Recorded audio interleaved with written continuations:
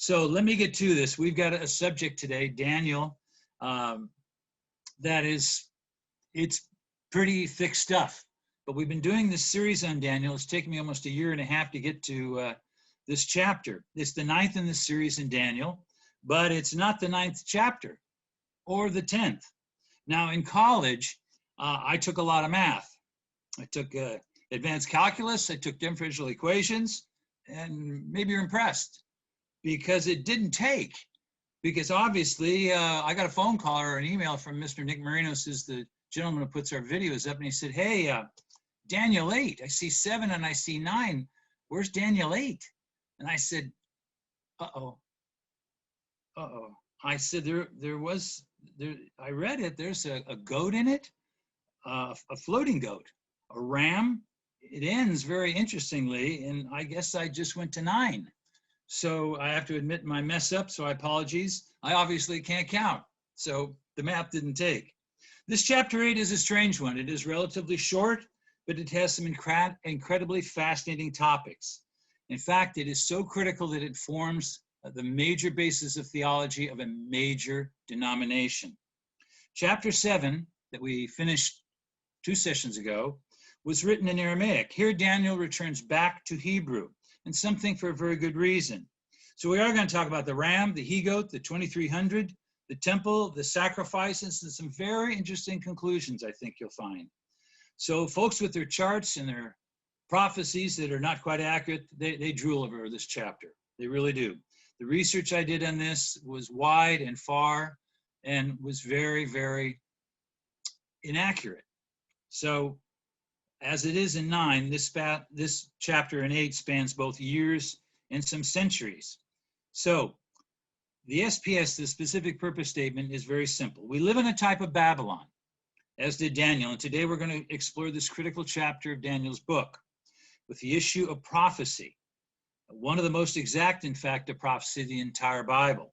Then we'll analyze it, and then hopefully we have an interesting conclusion about prophetic events. What have I entitled it? Daniel 8, 2300 days, a floating goat, and the king's business. So let's begin and get to it because we've got a lot to unpack.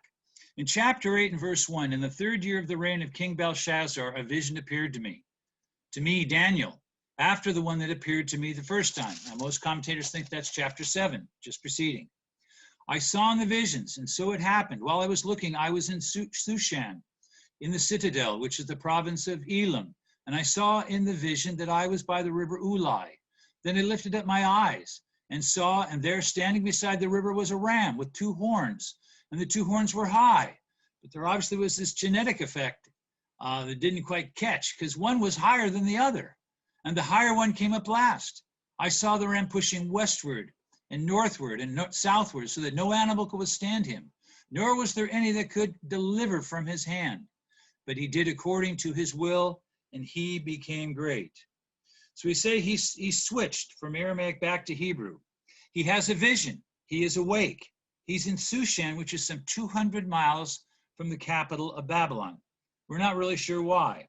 There is a 2-horned ram, but strangely, one of the horns is larger than the other. The ram pushes westward, northern, and southern.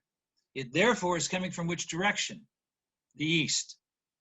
The ram conquers everything in its path. The ram goes on, floating. That's the goat. The ram goes on and on to the Super Bowl. Oh, wait, sorry. That was an homage to my good friend Herv Vieira. But there's a but here in all of this with this ram. In verse 5, it says, and as I was considering the ram and where the ram was going, suddenly a male goat came from the west, across from the surface of the whole earth, without touching the ground. And the goat had a notable horn between the eyes. So you can see these animals, and they have notable horns. Now, you know, and I know, because you've read the chapter in the past, you know what some of this is representing. So the ram pushes westward, north, and south. Therefore, it comes from the goat comes from the east, from the west. And there's going to be a collision. He is so fast. And Daniel uses this imagery of this ram and this goat, but he says of the goat, he was so fast, it seems like he's floating. He's moving over the ground so quickly because he is trying to attempt to create a picture in your head. He wants this image in your head of the goat and the ram. So as he tells this vision, it too conquers everything, and it destroys both horns of the ram. It says, then came to the ram that had the two horns which I had seen standing beside, verse 6, and I saw him confronting the ram. He was moved with rage against him, attacked the ram, and broke his two horns. There was no power in the ram to withstand him, but he cast him down to the ground and trampled him, and there was no one that could deliver the ram from his hand. This is significant. This goat and this ram, they collide, and the goat absolutely destroys the ram. So it's goat 1, ram 0. So get the image. One comes from the west, one comes from the east, and as it were, they're moving very quickly, and they collide together, and the goat is victorious. Verse 8, therefore the male goat grew very great, but when he became strong, the large horn was broken. This is on the goat. And in the place of it, 4 notable ones came up toward the 4 winds of heaven. And out of one of them came a little horn, which grew exceedingly great toward the south, toward the east, and toward the glorious land. Verse 10, and it grew up into the host of heaven, and it cast down some to the host and some of the stars to the ground, and trampled them. He even, verse 11, exalted himself as high as the prince of the host, and by him the daily sacrifices were taken away. And the place of his sanctuary was cast down. Because of transgressions, an army was given over to the horn to oppose the daily sacrifices. And he cast truth down to the ground. He did all this, and he prospered. Again, there is a lot to unpack here. Verse 8 says that there is a large horn. It grows great.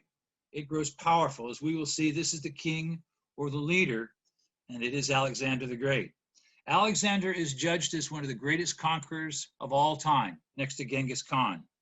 Other than Genghis Khan, he conquered more land in a shorter time and was extremely young. He was in his 20s, and he died in his early 30s. In the battles of Granicus, Issus, and Arbela, Alexander the Great, he defeated larger forces, and he did so in just a few short years. Alexander also, no humble man, named dozens and dozens of cities after himself. They exist today, many of them. In fact, he named one city after his horse. And as we know, and I think some of you may have been to those cities that are named after Alexander. But in verse 8, it says, in verse 8, second part, it was broken, this large horn. It's broken, denoting death. And indeed, Alexander the Great died young, his early 30s, and he died quickly from a mysterious illness. He died allegedly, strangely enough, in Nebuchadnezzar's palace in Babylon. At least that's the legend. So all of this Greece and Babylon and Medo-Persia is all concentrated in this specific area that we know so well. It says there were 4 horns toward the 4 winds of heaven that came up. And indeed, that's exactly what did happen. After Alexander the Great's death, 4 important generals divided his empire. It's called the Wars of the Diadochoi, the successors. There's whole books, reams of books written on these battles of these men. One was named Antiochus. Later, he ruled the Syrian part of Asia. He was a Seleucid. There was another, Antiochus Monthothalmus, the one-eyed one. You just picture these guys, this imagery that's being cast.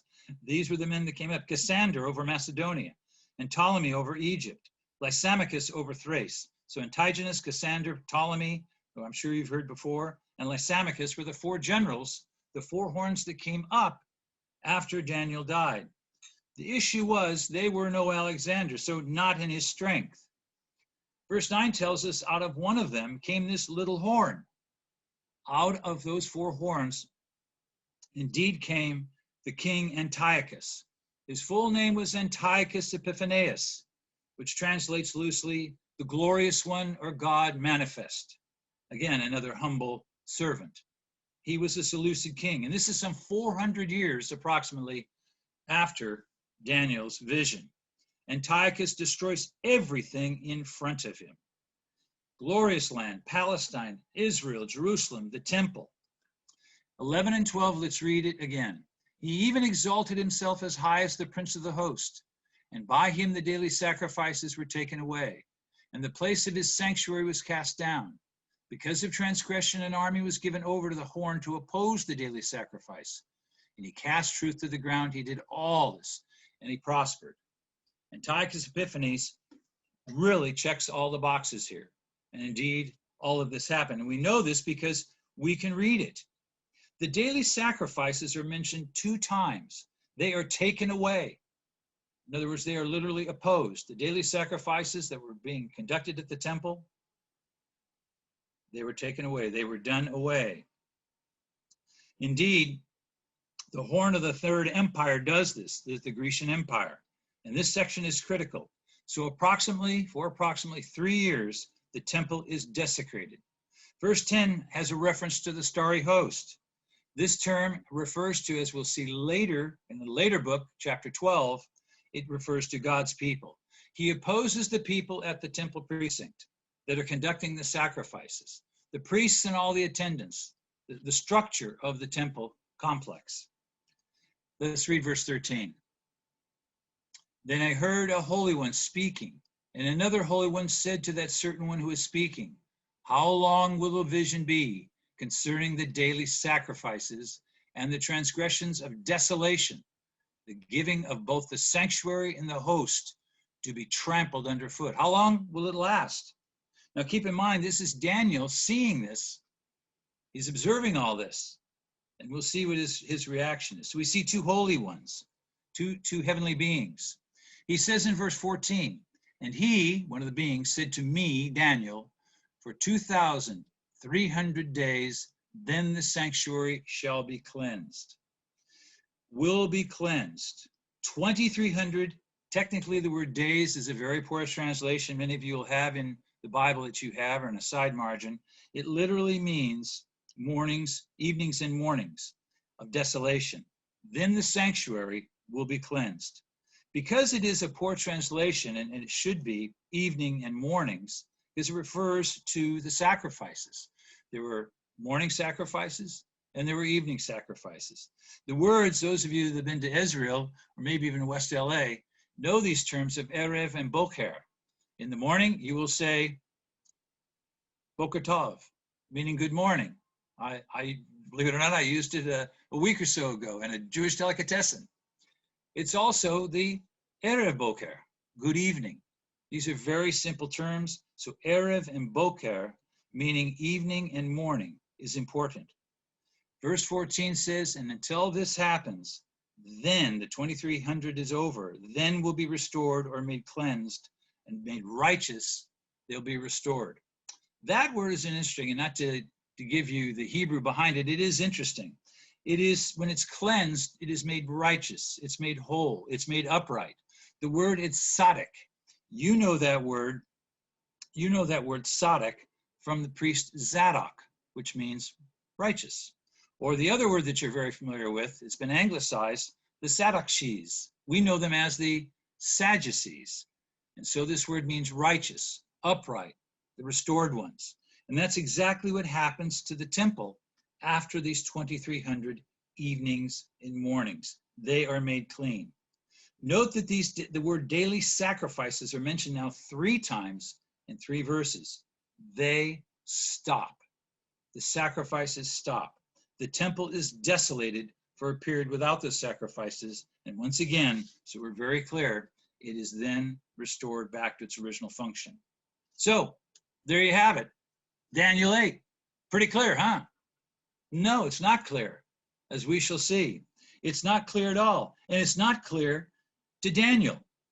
Daniel, as we will read in the next few verses, doesn't understand. In fact, he calls upon very heavy assistance. And here is one of the most exacting prophecies. But again, and not to get too technical here, and I do apologize, it's probably one of the reasons I looked at Daniel 8 and said, oi, there's a lot here in these very few verses. But we have one of the most exacting of prophecies in Daniel 8. Recall Daniel 2 and the image of 4 metals, or the composites. And only one is named, the head of gold, which we know was Babylon. Here we will see two more in the following verses named. Their names are going to be mentioned. Let's see if that helps Daniel. We'll also see a heavenly being for the very first time in the Bible being named. That's important, and you'll know that name. This chapter recalls chapter 2, the four metals. It also parallels chapter 7 of the four beasts. Four metals, four beasts. Very simple. Now, so let's look back on these verses. We'll be picking it up in verse 15, and we're going to read through with some comment. Then it happened, when I, Daniel, had seen the vision and was seeking the meaning, he did not understand, not completely, that suddenly there stood before me one having the appearance of a man. And I heard a man's voice between the banks of the Ulai. You remember that's where he was standing, who called and said, Gabriel. First time we've heard that term, that name. Gabriel, make this man understand the vision. So he came near where I stood, and when I came, I was afraid. I fell on my face. He said to me, understand, son of man, that the vision refers to the time of the end. This is interesting. He's afraid. He stands, he falls on his face. He says, now as he was speaking with me, I was in now a deep sleep and my face to the ground, but he touched me, stood me upright. That's significant. He was afraid, he was standing, he falls on his face, he's told to rise, to get up. This is an interesting inference here, and we see it in the books of the New Testament. I'm going to ask you for further study later if you would like to look this up. Acts chapter 10, verse 26, Revelation 19:10, and Revelation 22, 9 and 10. Acts 10:26, Revelation 19:10, Revelation 22, 9 and 10. And there you will find that only before God does a person kneel or be prostrate, never before angels and never before man. It's very significant. And here we have a heavenly being, a type of angel, and he says to get up, so that you'll understand. So let's keep reading. In verse 19, and he said, look, I am making known to you what shall happen in the latter time of the indignation. So specific of the latter time of this indignation he's referring to. For at the appointed time of the end shall be the ram, notice this, the latter time of the indignation, for at the appointed time the end shall be the ram which you saw, having two horns. They are the kings of Media and Persia. So he's telling Daniel who they are. And Daniel was very familiar. It was a couple of nation states that were current at the time. And the male goat is the king or kingdom of Greece. The large horn that is between its eyes is the first king that we know historically as Alexander. As for the broken horn and the four that stood up in its place, four kingdoms shall arise out of that nation, out of that being, that goat, that entity. Four kingdoms shall arise out of that nation, but not with its power. So Gabriel has interpreted a little bit further. Greece and Medo-Persia are named. The goat and the ram are named, and no others are named. It shifts to Greece. The first horn is the first king. The four horns are the subsequent kings. Also, we know these things. We know it was Alexander the Great. He did this thing, and he knocked off the Medo-Persia Empire. We know this historically. We also know the four kings that have arisen. And also, that little horn. We also know who that is, who arises out of the four. Again, Antiochus Epiphanes checks all the boxes. He is a king of Syrian descent, of the dynasty. He is out of the Grecian Empire. Verse 25, we'll get there in a second. Sorry, skipping ahead. I'm trying to float like a goat. I'm getting too far ahead. But this issue is so critically important. The issue is the little horn of Daniel 8 that we're going to read in these next few verses. I want you to differentiate it from what we've heard in Daniel 7. So let's read verses 23 through 26. In the latter time of their kingdom, whose kingdom? The antecedent is the four kingdoms that shall arise. In the latter time of these last four kingdoms, when the transgressors have reached their fullness, this king shall arise, Antiochus, having fierce features, who understands sinister schemes. His power shall be mighty, but not by his own power. In other words, something is controlling him. He shall destroy fearfully and shall prosper and thrive. He shall destroy the mighty and also the holy people. Through his cunning, he shall cause deceit to prosper under his rule, literally under his hand. And he shall exalt himself in his heart. He shall destroy many in their prosperity. He shall even rise up or become like unto against the prince of princes. But he shall be broken without human hands. So not physically. In the vision of the evenings and the mornings, which I told you is true, therefore seal up the vision, for it refers to many days. The word in the future is added. So this is for the future. There's a lot there. Daniel has been given more information. And again, Daniel 8's little horn that we read here is the third beast or goat, the third metal. It is not the same as Daniel 7's little horn that you've heard. That is from iron and clay of the fourth beast, the fourth terrible animal, and we know it as Rome. For 1150 days, Antiochus wreaked havoc on Jerusalem, stopping the sacrifice. He allegedly set up a bronze statue of Zeus in the temple precinct, the father of the Greek gods. The 2300 days, or 1150 evenings and mornings, tied to the sacrifices, he is the little horn. Josephus, the first century Jewish historian, writes this, and I'm going to read it slow for the translation. So on the 5th and 20th day of the month of Caslu, also today known as Kislev, which the Macedonians call Apelius, they lighted the lamps that were on the candlestick and offered incense upon the altar. Now it so fell out that these things were done on the very day on which their divine worship had stopped and was reduced to a profane and common use. After 3 years, the temple was made desolate by Antiochus, and so continued for 3 years. I want you to think of this from Daniel's perspective. Think of what he is watching. Think of what he is in his mind's eye imagining. What was Daniel's hope? What did he pray for? Where do we think from previous chapters he prayed, sometimes 3 times a day? He prayed for Jerusalem. He prayed toward Jerusalem. He wanted to be back from Babylon as a captive. He wanted to worship again in Jerusalem. He wanted the temple restored. He wanted the people to come back. The sacrifices reinstituted. That's what he wanted. And what is he seeing in this vision? He's seeing one nation after another battling it out, only to have one little horn take the temple down, destroy the sacrifices. It's got to be disheartening, horribly disheartening from his perspective, depressing and confusing. But the good news is in 164 BC, Judas Maccabeus led a Jewish revolt in the retaking of Jerusalem. He led the Maccabean revolt against the Seleucids and Antiochus Epiphanes.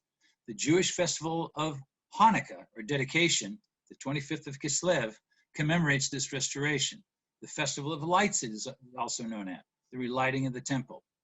Hanukkah, you've all heard of Hanukkah, is not mentioned in the Torah, in the Old Testament. Nowhere is it mentioned, but it is in the Gospels. So I'll give you another little bit of study to do. Where is Hanukkah mentioned in the New Testament specifically?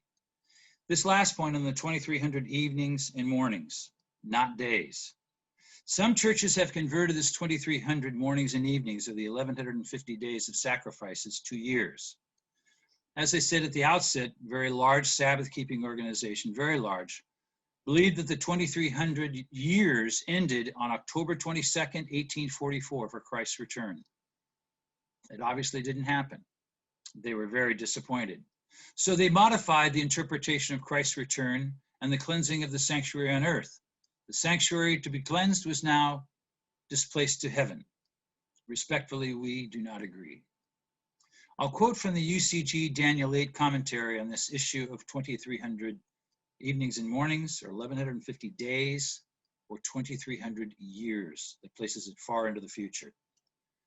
The commentary, the United Church of God commentary states, indeed, some have postulated a 2300-year fulfillment, stretching from ancient times to the future, based on the prophetic day-for-a-year principle, although it is not clear how this could fit. Parenthetically, they add, and this appears unlikely, this interpretation of 2300 years far into the future. This appears unlikely with the particular expression evening and morning, erev boker, which if denoting a day would seem to specific to a 24-hour day, not to a year. However, it goes on to say, and we know this well, in the footsteps of Antiochus, the temple sacrifice would be stopped again in the future. Turn with me, if you would, to Matthew chapter 24.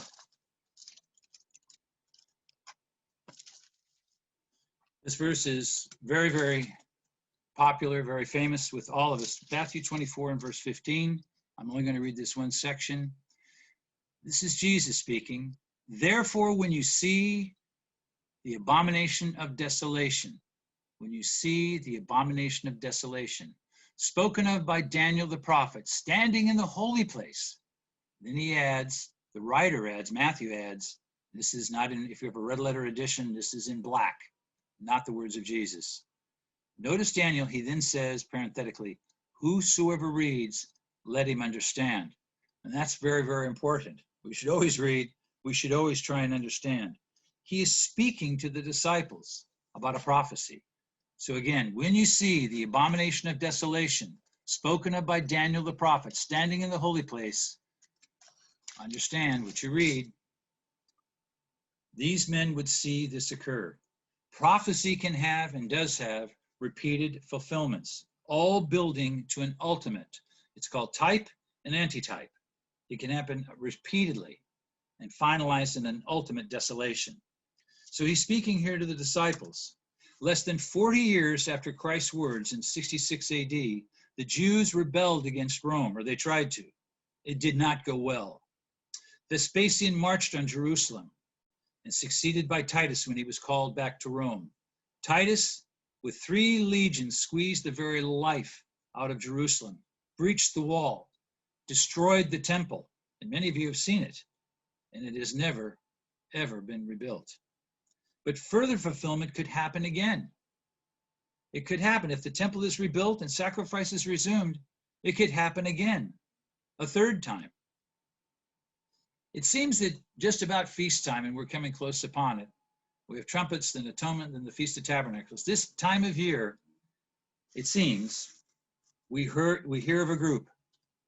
They're assembling, they're planning, they're getting all the accoutrement, all the necessary details for a rebuilding of the temple. They're assembling to rebuild the temple. When, we do not know. They do not know. It's happened for, I don't know, in my lifetime, for decades, this attempt to rebuild the temple. There's a lot to happen. First of all, don't laugh. Someone sent me an article and he said, do you know what the building permits are going to be needed? By the way, they got to find out what the exact location is. They don't even agree on the location. And there's this other problem of the Muslim presence. So this is no easy rebuilding of the temple. It's complex. But if and when it's rebuilt, at the very, very end, and sacrifices are stopped, Christ will return. As we heard in the special music, very lovely, as King of Kings and Lord of Lords for the last time, and Antichrist will be defeated. Read if you would, if you go back to Daniel 8, let's read verse 26 again. He says, in the vision of the evenings and the mornings, which was told is true. Therefore seal up the vision, for it refers to many days hence, or many days in the future. Seal it up. Many people believe this is why Daniel went back to writing from Aramaic, which some Chaldeans read, but not Hebrew. He went back to writing the book in Hebrew. It was to be sealed, hidden for many days. But Daniel, living in Babylon, working with the kings, as even Mr. Randy McKeegan said it, working with the king. He worked for the king. He was an interpreter of dreams. He was the go-to guy. He was the dream expert. And yet, he didn't know in detail, because we've got one more verse to go. Down to the last horn, did he know those details? He did not. He did not have the background of the history that you and I have. Let's read verse 27. And I, Daniel, fainted, was sick for days. Afterward I arose and went about the king's business. I was astonished by the vision, but no one understood it. No one understood it, even then. Verse 27 says he was fainted, he was sick, he was astonished. The ESV, the English Standard Version, says it this way. And I, Daniel, was overcome and lay sick for some days. Then I rose and went about the king's business, but I was appalled by the vision and did not understand it. That word appalled is interesting. In the original Hebrew, it's translated 30 times in the New American Standard as the word, strangely enough, desolated. Daniel was desolated by the vision. Desolated, ironically, by the desolation of the abomination of desolation. Daniel was unable to completely and utterly understand. Often, brethren, we see in hindsight. We literally see things 2020 in reverse. This is the year 2020. Hindsight tells us after we've seen all the details, after something has happened, after it's passed, you'll hear people say, oh, now it makes perfect sense. I understand it completely now. It all fits together. All the pieces came into place. All of it. It's so easy. And then the phrase is, why didn't we see it as clearly when it was happening? It's because we do see with a rear view mirror. We have 20/20 vision, but it's in a rear view mirror. We don't understand it when it occurs. As you heard from Mr. McKeegan, this plague has befuddled us. It's confusing. There's many different voices. They don't all say the same thing. But it's a good instruction. I am sure a year from now, it will become much, much more clear. But Daniel, with an interpretation and explanation twice, the second time by Gabriel, he is still seemingly troubled. Let's ask some questions. Maybe find some answers. Why was he troubled? Was the destruction of this vision, which he tries to paint in word pictures, in black and white in our Bibles, was it so terrible that he couldn't handle it? Indeed, he wanted the temple restored. He wanted to go back to Jerusalem. And he saw horrible, couldn't have been very settling to him. And this to me is fascinating because it wasn't still clear. Daniel says so. It says right here in the last verse. No one understood it to a complete degree. They had an idea, they had an outline, but no one understood it beyond that. I wonder, I think this is fascinating. I wonder, does it give us a clue in the year 2020 as to prophecy in the end times? Is it a reminder that we will only see the true details, the details, later, after? Is it a reminder that we are, like Daniel, in Babylon? We have an outline. We have some specifics. We have 2,000 years of written history. Daniel didn't have that. Daniel didn't have Alexander the Great's name. He didn't have Antiochus Epiphanes or the 4 generals' names. We do. We have their lineage, the battles that they fought. We have all that detail and all subsequent detail. Daniel was told it was Persia, that it was Greece. The horns were kings, about the people of the Holy Land, about the little horn, the big horns. But he never knew of these men and their names individually, as we do. We need to watch, and we need to be aware that God will give us maybe even a foretaste. And I really think in many, many ways, this plague is a foretaste. You think this is bad? This is a dry run. This is only a test. And that's what we see with people when they're under pressure. How will they respond? What will they do? But is this sufficient, the information that we have?